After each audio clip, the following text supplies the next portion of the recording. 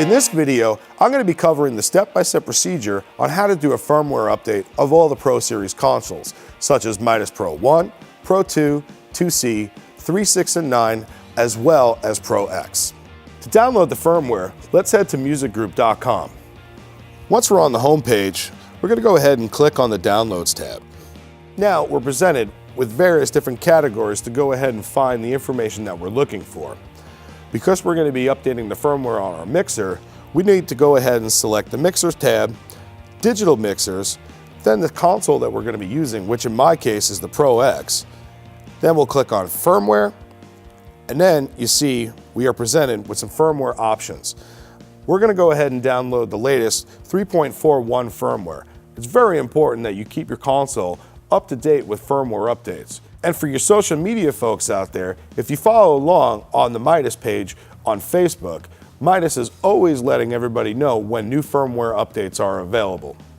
So we're going to go ahead and click on the firmware 3.41. As we see here, we have the end user agreement that we need to agree on. So we click on the Agree tab, and then we hit Download. Now the download is in progress. Now that the download is complete, we need to go ahead and transfer this information to our external USB stick. The USB stick needs to be formatted to a FAT32. If you've never done a firmware update before, or if you have a new USB drive that you want to use, we need to go ahead and make and name a specific folder for the type of console that we're going to be using. For example, for Pro 1, we need to make a folder named DL1U Upgrades. For Pro 2 and 2C, we need to make a DL2 Upgrades folder. And then for Pro 3, 6, 9, and ProX, we need to make a DL3 Upgrades folder. I already have two USB sticks installed on my computer right now, and I'm going to show you the procedure for both. First, where I have my existing DL3 Upgrades folder, I'm just going to go ahead and drag the file into the folder. Now it's copying over, and we'll be ready to use that once it's complete. While that file is copying to my external USB drive, I'm going to walk you through the procedure of how to make a new folder, as well as naming the folder if you've never done this before. So let's make a new folder. For this example, let's do a folder for the Pro 2 or 2C. So we need to name the file DL2 Upgrades.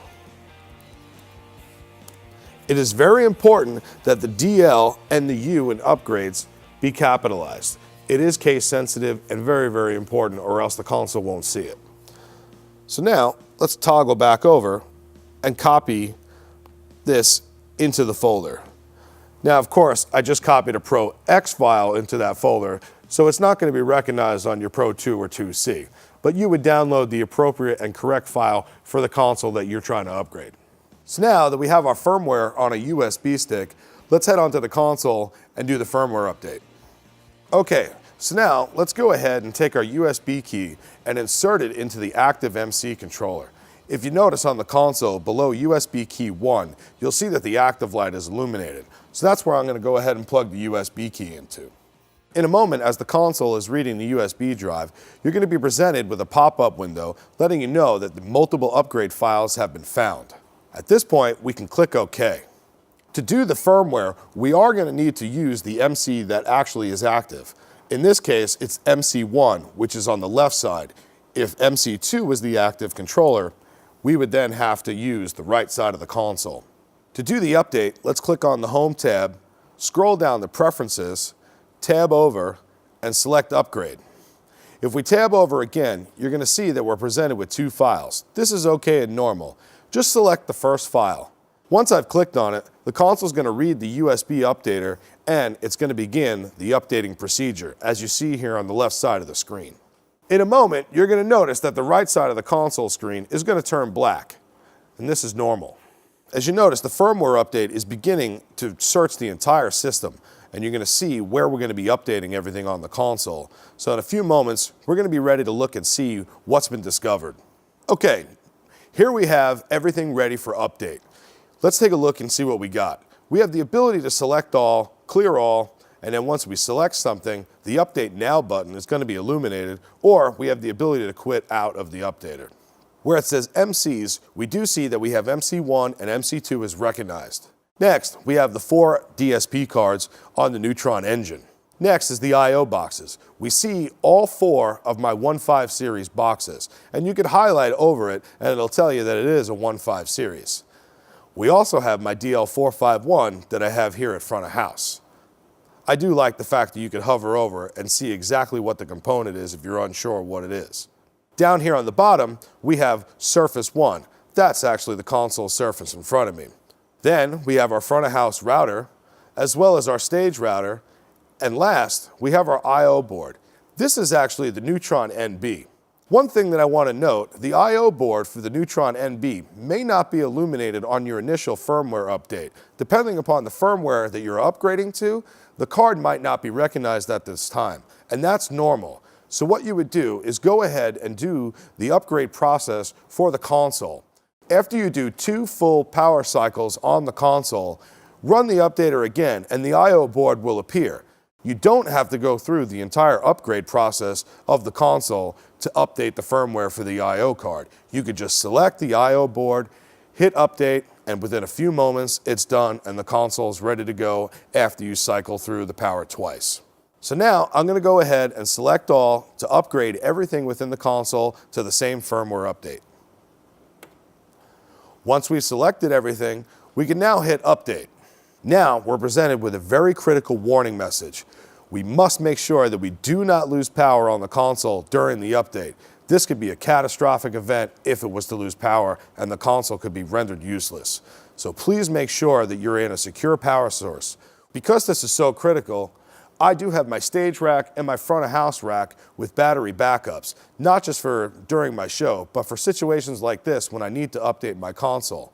So now, let's hit upgrade now.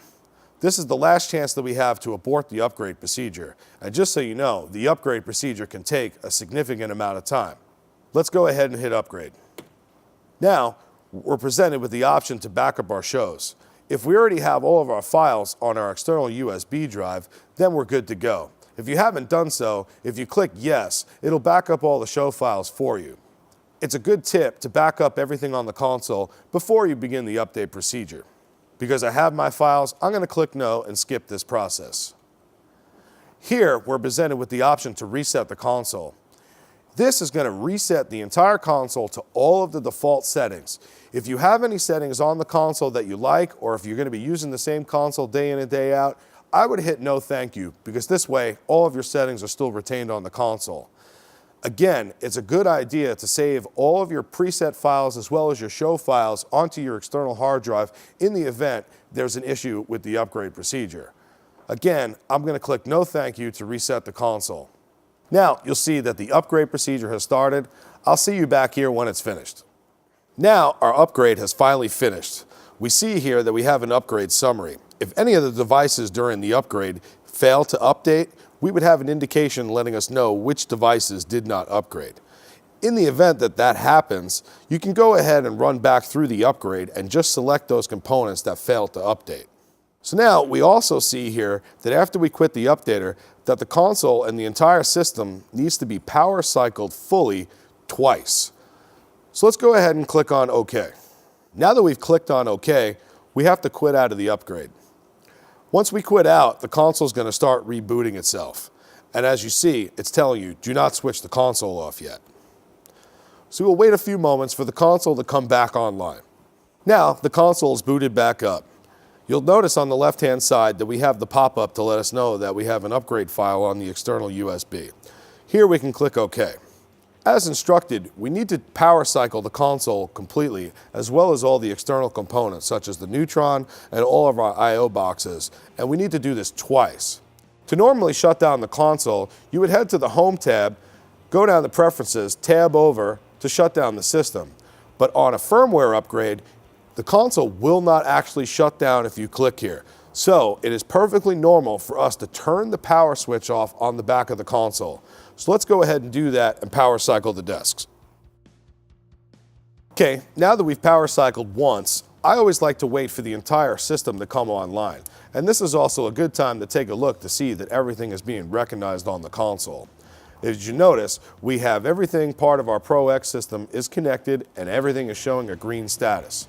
One very important thing, one little note I want to point out is when you do a firmware update on the console will automatically default back to fiber connections. I had a lot of people call me when they do a firmware update, hey, I turned the console back on, but I'm not getting connectivity to the console. I tell them, hey, go here and check this, and sure enough, it switched over to fiber, and everything was working once they switched it back to copper. So just keep that in mind. If you do a firmware update, you will need to jump back in here and select that. So now let's close the upgrade pop-up that we have on the left side, and let's click over to the shutdown procedure. So we'll head up to the Home tab, scroll down to Preferences, and click on Shutdown. And now we have the pop-up to shut down the entire system. We'll hit OK, and now the console is going to shut down like it's supposed to. And finally, our second power cycle is complete. I'm back in the status screen, and again, we can see that the entire system is operating and it's online as expected. I'm going to head over here to the left side and click OK on our USB file.